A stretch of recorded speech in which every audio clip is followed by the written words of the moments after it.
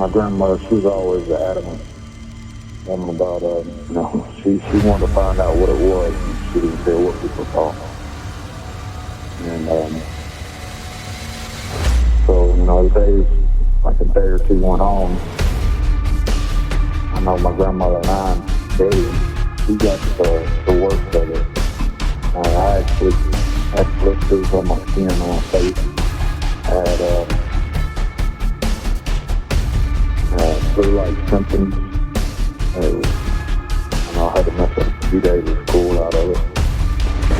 It was almost like a sunburn kind of feeling. So now you get flu symptoms when you get sunburned. Then, if you really feel abducted, you'll begin to remember it yourself. You don't need anybody to tell you. And you will begin, and you will gradually remember the whole thing.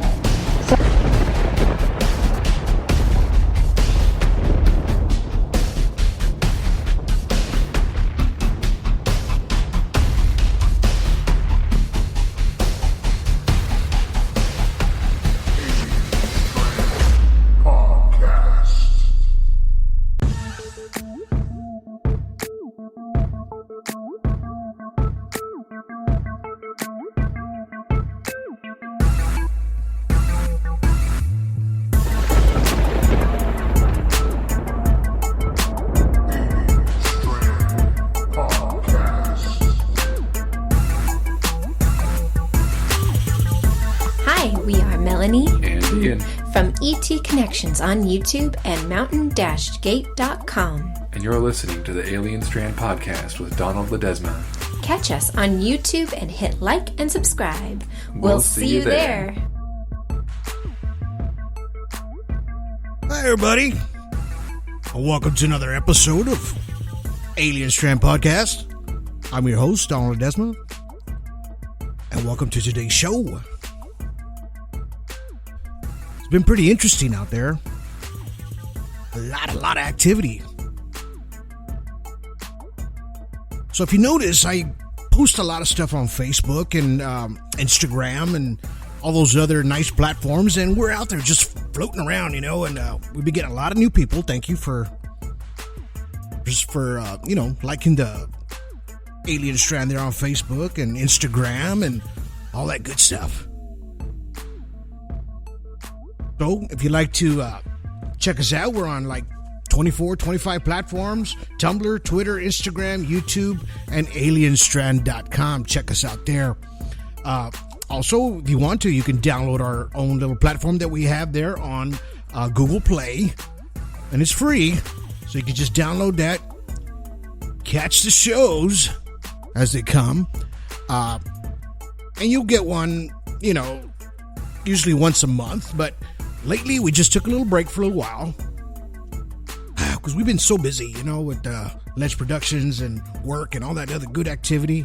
But we're not stopping what we're doing. So we're still keeping up with all the UFO activity out there, all the new stuff that's been coming out.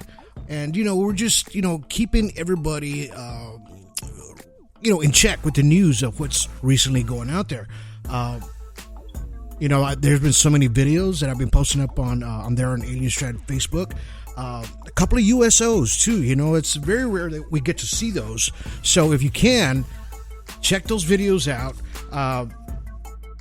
And it's just one of those things that we have to pay attention to. Not just the UFOs in the sky, but the UFOs in the ocean as well, in the sea. Because you know what? They're out there in the galaxy, I'm sure the pressure is high, but their crafts can withstand all that pressure, right? So, to them, our oceans are pretty much not that bad, for them to go down there. So, you know what? Check that out. If you can, go look at those, all those videos that we post out, and, just tell us what you think, hit a like there, comment on there, and we have a chance. We pretty much comment back to you guys on any of those things.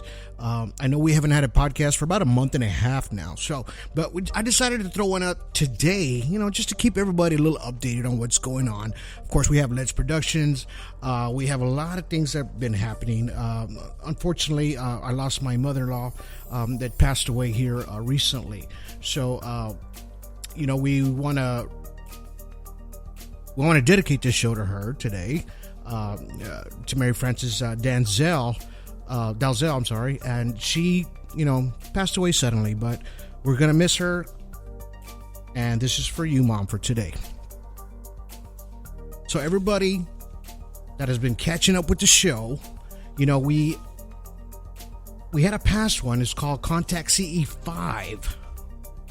So if you have a chance, go back and go check out that podcast, because I teach you a lot about CE5ing and how to make contact by meditation and just using these techniques to help you out make contact if you've never made contact with any of these extraterrestrials, UFOs, or any of these entities that are out there as far as extraterrestrial or the unknown. So if you have a chance, go back, check out contact number CE5. It's about CE5. I have 2 of them out there, right? So this is the second one. This is actually a part 2. The first ones I had Mr. Ian Bright and Elodie Bright, good friends of mine out of California. So you caught their little intro here on the podcast. Check them out on YouTube, and they'll show you how to CE5 as well. Just been a lot of news floating out there as far as these crafts, and it seems to me, like I always say this on Alien Strand, that it almost seems like they're getting closer and closer, right? As far as these crafts, I recently put one out there, and I think it was out in Russia. So if you go back on Facebook, Alien Strand, go check that out. There's a video out there. It's probably less than a minute long, but I think that they're speaking in Russian, and you can see this huge disc-shaped craft right in between the trees as they're filming. I guess they were on a camping trip out there, and it's very interesting video. It seems legit to me. It doesn't seem CGI or any kind of way, because the way the camera is filming. Now, this is how a lot of times if it's CGI or somebody kind of made it up. Of course, there's the videos out there that they actually say it's CGI. So pay attention to those. And if you're out there looking for these videos, there's a lot of them that are out there. They're going to say CGI because these people made them. They want you to go to their pages and, kind of see how you liked what they did, and they're probably into the movies or anything like that, or FX, trying to get jobs. So just be careful on what you're looking at and what you're reading. A lot of people do comment before reading any kind of information that's on that video or any video that anybody puts out sometimes. And I've been a victim of that, and I've done it too as well. So it's like sometimes I make a comment, I forget, oh wait a minute, I didn't read that correctly. So please read any comments or authors' comments that are shared, especially on Facebook, on Alien Strand's Facebook, or any of my other friends with Terry Lynch or Ani Ball. They have these awesome groups out there. Go check out their groups as well. They're good people, man. Good people, and they love to film these UFOs in the sky. And if you have any footage, Ani Ball and Terry are really good, and Jody Gordon are really good at dissecting these videos for you just to see if they're CGI related, or if it's a real craft, or maybe just a smear in the window, right? So what we try to do is I send them their way, because I really don't do too much of that. I can do a little bit, but I focus on a lot of these stories that are out there of these extraterrestrials and any abductions that are out there. So that's my main focus as far as the determination and the total investigating on these videos or photos. The best place to go to is Extraterrestrial and Strange Happenings group, or with Terry. Okay, so these folks will actually check these videos out for you, and they'll actually dissect them, and of course they'll let you know if it's a real or not a real craft, right? Even your own videos, right? So it doesn't necessarily have to be yours. You can share it, and just say, hey, is this real or not, and they'll check it out for you, right? They have these nice analyzers, and they'll slow the footage down. These people have the top of the line stuff. If you don't know anything about that, they will do it for you, and they'll actually teach you how to do it as well. So, very good people. Go check them out. Let them know that Alien Strand sent you that way, and they'll know it's coming from us as well. We all like to help each other. We don't we don't like not sharing information. We're all about sharing information. Or not, you've been to some groups where they just kind of keep it to themselves, and they don't like to share their stuff, right? That's not us. That's not Alien Strand, and that's not Extraterrestrial Strange Happenings Group, and that's not all the groups that Terry Lynch has. So, go check them out. We're all legit. Pretty good stuff. We have a documentary, hopefully by next year, we're going to start doing in the making with Terry of an interesting find that he found out there in Oregon. So we might end up getting all that together and putting a nice documentary for you guys to possibly enjoy on these platforms, right? It probably won't be on a major platform, but we'll get it out there. One way or another, we're going to do this filming for him, and because I just thought it was so interesting on the find that he found out there in the mountains. It was just these objects that were covered up by snow, at least for about 100 years. Now the tops of these snow caps, right, actually melted. So he was able to go up there, and he actually got really nice footage of it, right? He took a little bit of video samples, and he took some photography pictures. That he does photography as well, Terry Lynch. So if you have a chance, go to his pages or go look for him on Facebook. You'll see all his pages. Man, he's got the UFO Enlightenment. You go check those out, and you'll see all the work that he's doing. He does a lot of photography, wildlife photography as well. Check him out there, and he'll point you the right way. But please don't be a troll on any of these sites, because they will take you off immediately, just like we do here at Alien Strand. We don't mind the comments. Be nice. Be courteous to each other. Don't be making these derogatory statements or anything political. Okay, let's just kind of keep this clean, and let's just be of what it is, right? Of UFOs, aliens, Bigfoot, anything of the unknown, and that's basically what we're doing here on Alien Strand. So, I just decided to, give y'all some information, and we've had, of course, this past year, we had NASA's Perseverance, right? And that was the rover that landed on Mars, right? So we're so into landing on Mars, and Mars just seems to be like the place that everybody's kind of heading to, even Elon Musk that's going to go out there, right? So we have 2 or 3 companies that want to be the first ones to touch base on Mars. And, it's one of those things that who's going to be first, right? So it kind of reminds me of the space race program that they had back, in the 60s and in the 70s when they were just trying to go to the moon. On this sense, they're heading out to Mars, right? Which takes you about 6 months to get there. So, and it's just crazy how they're just making they're making a lot of progress, really, in reality, as far as these rocket ships, and they're heading over to or over our atmosphere higher and higher as they go. Even Virgin Galactic is going up there, and they're just kind of getting up there, because they want to reach these areas that no man or that we know of has been before, which is in Mars, right? And unfortunately, what's going to happen is that first trip to Mars, which I think they're already taking applications for, and I think they got it set out already who's going to go. So that first trip to Mars is going to be a non-return trip, okay? So what they're going to do is it's going to make it there, and going to be the first person to step on Mars, and they know it's not going to be a return trip. So basically, it's you're not going to come back, okay?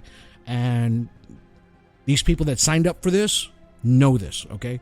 So it's not like they don't know. But, they send this Perseverance out there, which cost NASA about $2.7 billion, right, to put it together. And that's a big, hefty price, for this, Perseverance that's rover that's out there, right? And it landed on February 18th. I don't know if you guys remember that. On 2021, when it landed, it was posted everywhere, that it had landed.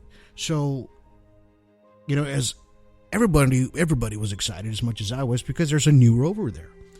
And because this thing that they have there, it's going to be big. It's bigger than the last one was, right? And it's going to be getting a lot more information as it lands on the planet. Of course, the old one did as well. It's, I believe, still working.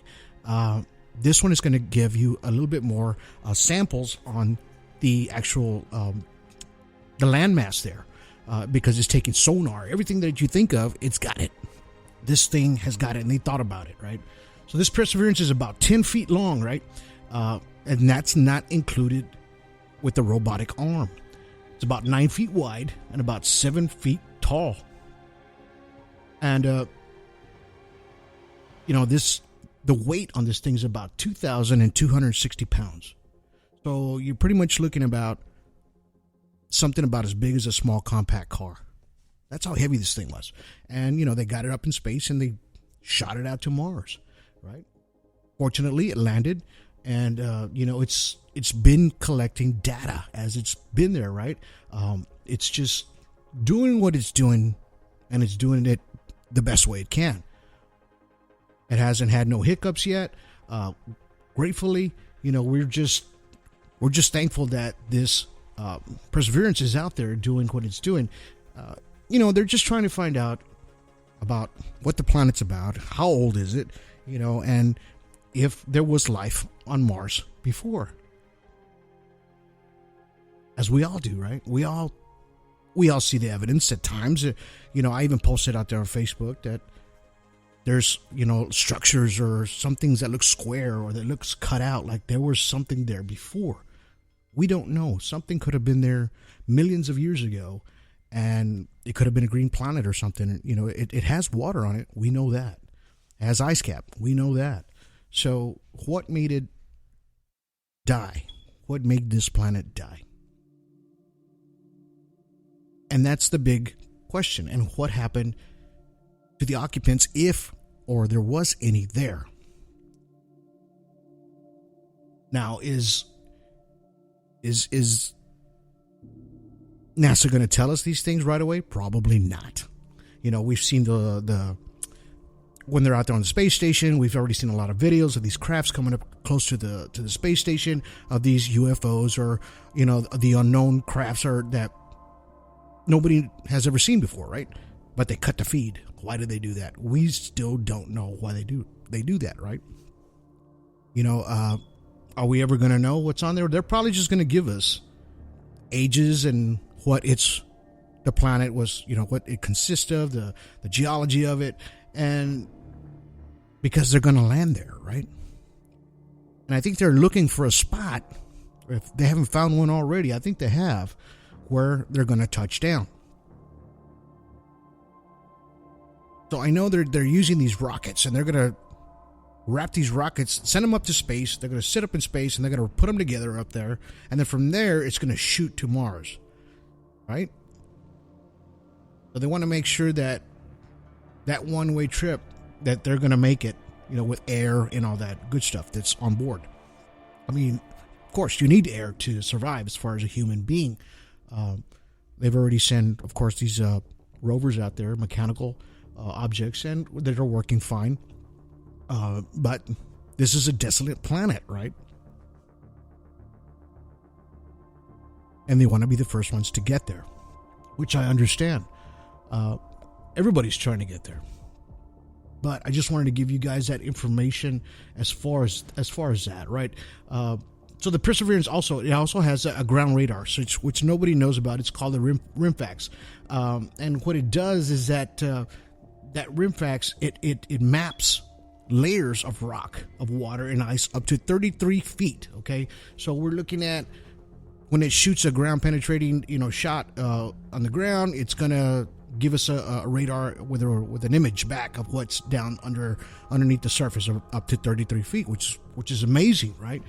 It also has a quadcopter on it, so this almost like a drone sets out and it shoots off. I think they've already made a couple of rounds with it, and they're getting information of the planes, right, of what's around it, the atmosphere, the air, how thin, how thick it is. Of course, they know that already, but as far as the details and numbers, this little quadcopter is actually, it's actually doing its job, and they call this one the Ingenuity. So that's the name of that little drone that they've sent out there as well. And I'm bringing this to you guys,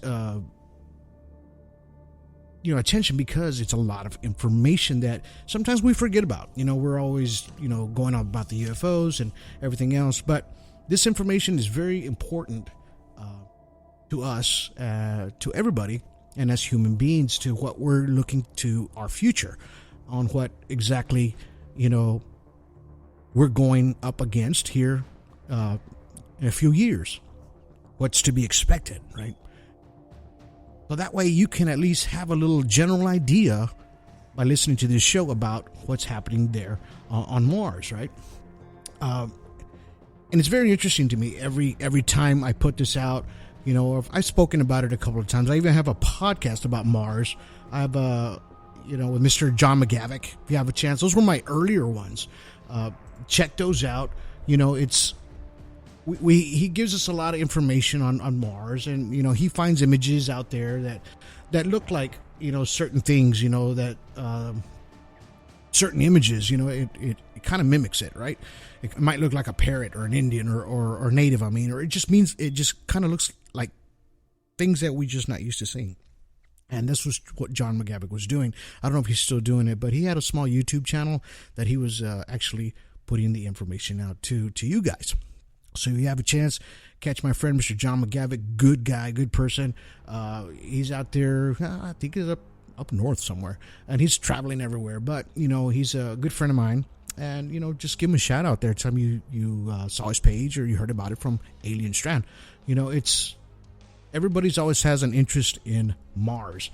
I even did a story about a little boy in Mars that had a past life experience about Mars, how he was a pilot and how he was killed on Mars because there was a war between these two species that were out there. And he had vivid memories of this up to the age of, I think, 6. And then the memory started fading off after a while. You've seen stories on him. He's out of Russia. So if you have a chance, if you see his name pop out there, check him out. A very interesting story. Or check out my podcast. I get into detail on his story, on exactly how and what happened to him, as far as them finding out where, what stories he started explaining about. He even has drawings of the actual the solar system, right? To detail. As a small child, he was already reading at the age of 2 and talking. I'm not talking regular books. He was actually reading Latin. So I know there's some genius kids out there, but he really had a hell of a story, and he still does. And I believe he's probably about 23 or 24 by now. He does have a Facebook out there. I can't get his name off the top of my head, but if you guys have a chance, go back to my my podcast, one of my earlier ones there about Mars, and you'll see his story there. And very interesting story. Just something to think about, something you can go back and check. And it just kind of intrigues your mind a little bit, right? And that's what we're trying to do here. Just trying to give you information on things that are happening or have happened in the past. And there's a lot of stories of past incidences of UFO or alien encounters, right? And I have it's a small story here, and it's just something that caught my attention. And I don't know if you guys ever heard it before, but this one was out of Idaho. And it's kind of strange, but it mimics the other stories that I've had during this time period, right? And these two gentlemen, they're about 23 years old. So one's name was Willie Begay and Guy Tossi. They're Navajo natives, and they worked on a ranch. They're near Retire, Idaho, on November 2nd, 1967. So, that day they had finished work, right? They worked a long day, and they just decided to go to a local bar, and that's what a lot of, men do. After a long day of work, they go to a bar and go enjoy a few beers.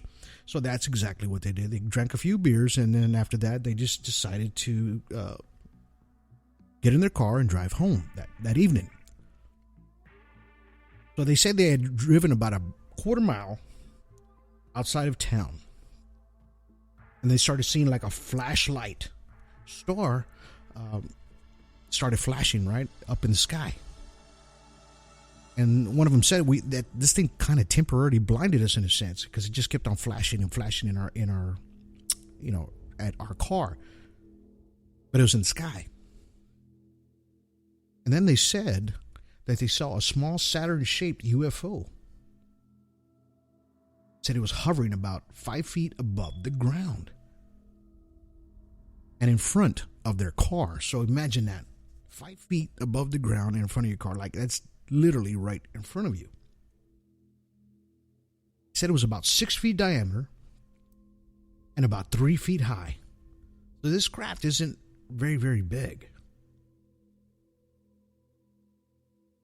That it had a transparent bubble on the top, which they could see two occupants inside.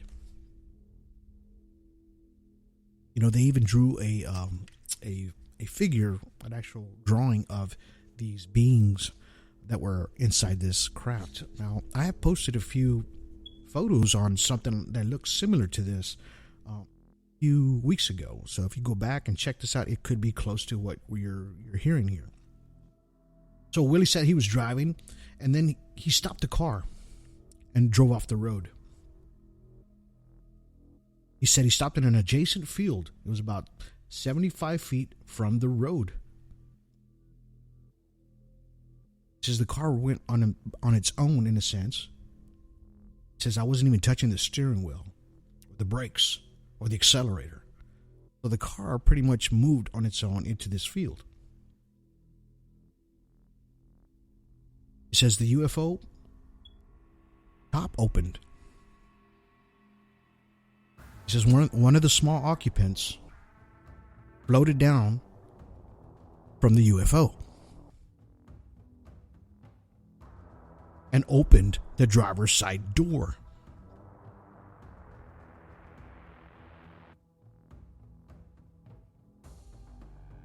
He says at that time they both scooted over to the passenger side, right? And this being sat in the seat next to them, behind the steering wheel. It says both of them were extremely terrified at that moment, as I would be.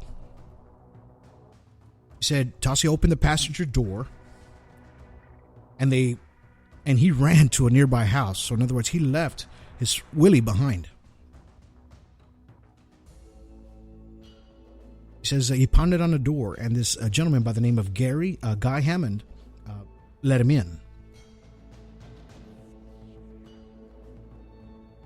So at this point, Begay was still there, right? He says he slipped away from that passenger side.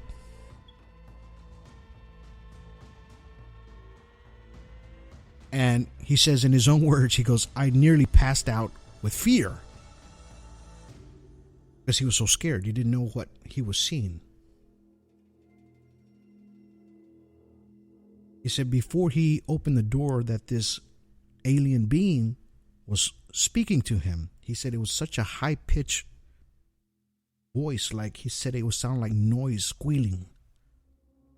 It says rapid sounds, like a woman or a bird. So he couldn't understand what it was saying to him. He said after a short while, the occupant got out of the car and floated back up to the UFO where the other occupant was still sitting in there, the other extraterrestrial. Gotta remember, this thing was hovering 5 feet above the ground.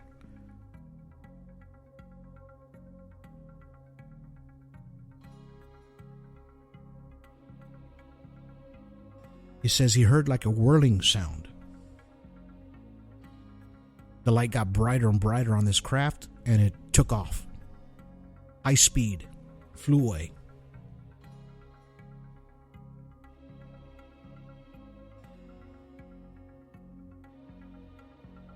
So Tossie, he was frightened. He was at that gentleman's house. He says, I was sort of incoherent, and I just babbled a lot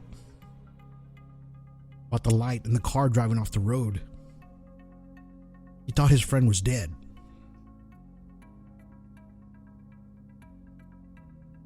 So he persuaded the gentleman to take him back to where the car was at.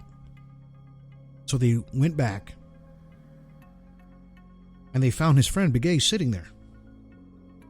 He was sitting in the car with his eyes closed. Said the car engine was running. The lights were on. He says Begay began to revive. In other words, snap out of it. He says after that, he got in the car. His friend got back in the car, and they drove home.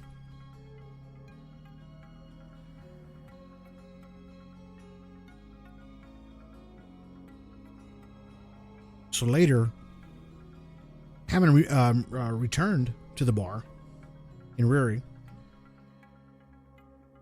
to see if the bartender could shed some light on what had happened to them, or what their state of mind was at the time. In other words, if they were drunk or incoherent. So he wanted just to see if they were okay before they left the bar.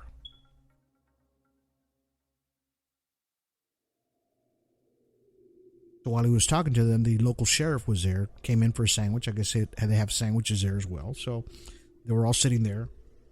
Then the sheriff went to go and investigate the area of where this incident took place.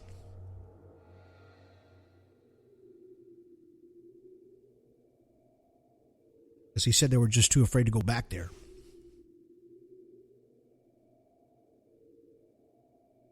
So the sheriff contacted a constable of the Idaho State Police, and they sent an officer out there to investigate as well.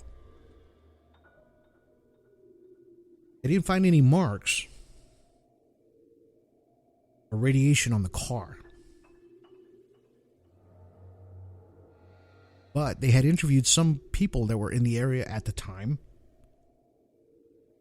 and said they had witnessed an orange light low in the sky, flying in a zigzag pattern in the same area and at the same time on that evening.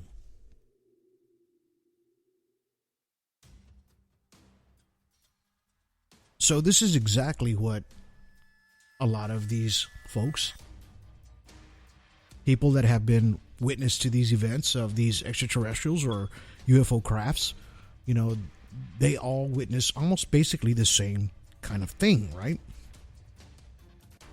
But at different times. This is 1967, mind you. This was a long time ago. This is more than 50 years ago. But for them to try to explain on what they saw back then was strange to folks, right? And remember, on a lot of my podcasts, I always say, a lot of people don't want to say anything because they think they're crazy. Or like these two gentlemen, they think they were maybe too drunk, right, of what they saw. But you got to remember, there was witnesses at the very end of this story.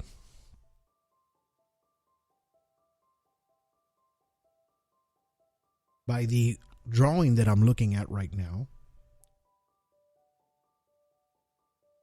these occupants look to have like round heads, large round heads, no nose, a slit for a mouth, large eyes.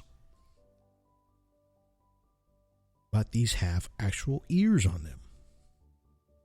Could this be a different kind of extraterrestrial?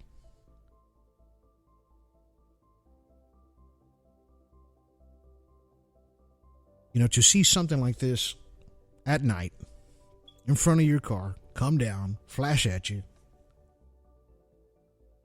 It gets out, opens your door. As you slide over, it sits in the driver's seat, and you're looking at this extraterrestrial. They both were. Imagine the anxiety levels that they were feeling, the fear. This is something that a lot of these people go through on a daily basis, even today.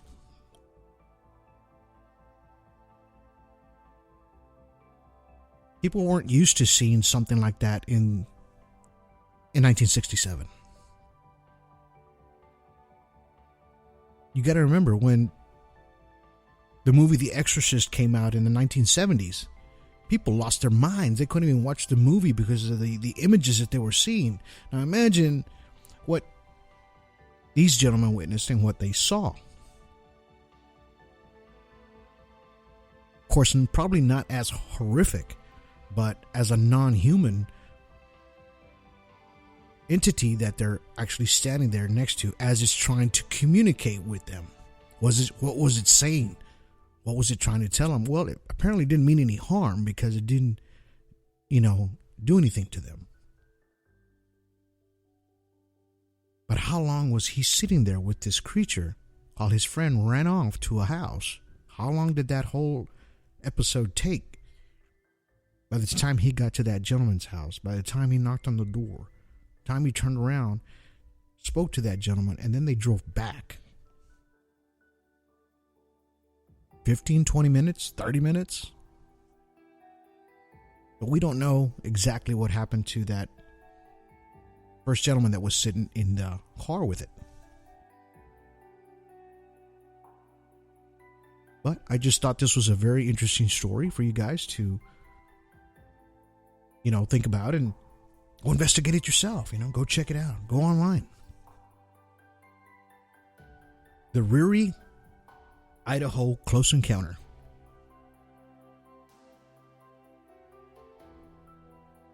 Good story.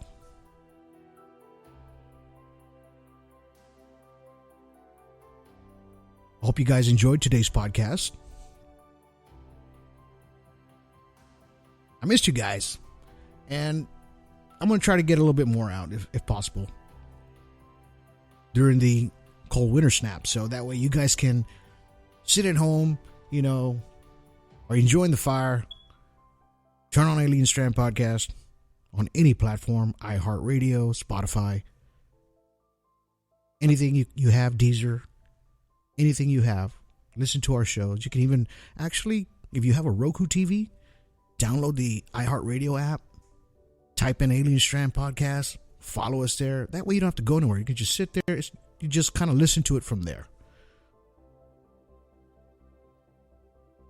A lot of my friends do.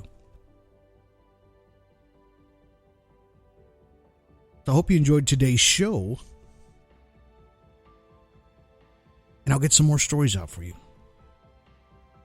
And always remember, keep your eyes in the sky. Be safe. Pull over. Step out of your vehicle if it's safe. Take your video, take your photos. Make sure your anti-shake is on your phone or on your camera. And if you do have a professional camera, please take photos and videos. Have a zoom lens on you. Very important. But I shake a lot, so a lot of times you need a tripod, A lot of people don't carry that stuff with them, but, now these new phones have all this anti-shake stuff, and you can actually do that. But please step out of your vehicles when you're actually doing this. Try not to take a photo or a video while you're inside the car because of the reflection of your dome light or anything that's inside of your dash lights, anything like that, will give a reflection off. And then we're trying to figure out exactly if we're looking at your dash lights or we're looking at a reflection from anything that could be in the car, okay? Or even open the window, open the window, take your video that way, night, day, anytime, just be safe when you do it. You can actually send those to us at Alien Strand. They're on Google, just Alien Strand. Check us out there. We're alienstrand.com. We have our emails there.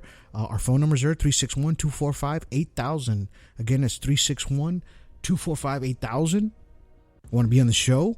If you want to send some videos or anything like that, just give me a call. And I'll try to set some things up. I do have a guest that's possibly going to come out. Her name's Regina Palmer. And, she's a good friend of mine. And she has contacted me a few times. She sent me a couple of photos and videos of some interesting things, right, that are out there floating in the sky or in the air, that she's been catching with her camera. And I think she lives out in a rural area, out there where there's in the middle of nowhere. So she's been getting some good stuff. I'm going to try to get in touch with her, and we'll try to set something up so we can have a guest on the show. And that would be really nice.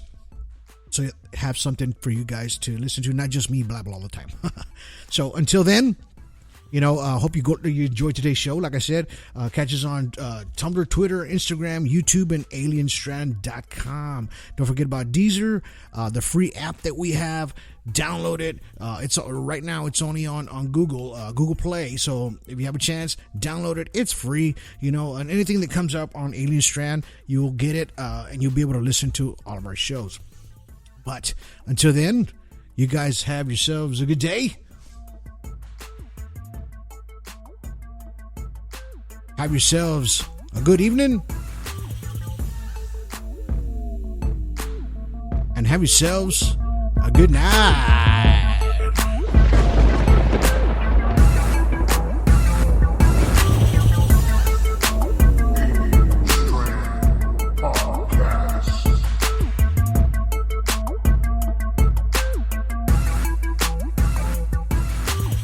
Then, if you've really been abducted, you'll begin to remember yourself. You don't need anybody to tell you. And you will begin, and you will gradually remember the whole thing.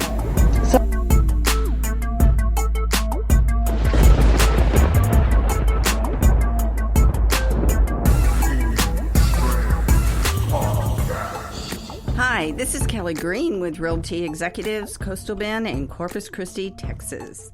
And you're listening to the Alien Strand podcast with Donald Ledesma. Buying or selling, visit me at kellygreenrealtor.com or visit me on my Facebook page, Kelly Green Realtor. See you there.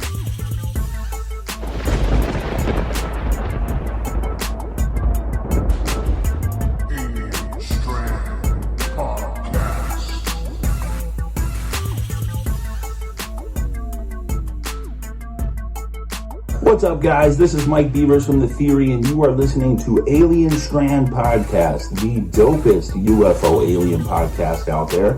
And if you want to find out about me, just go on YouTube and search UFOs over UFO or The Theory with Mike Beavers. Stay tuned, guys.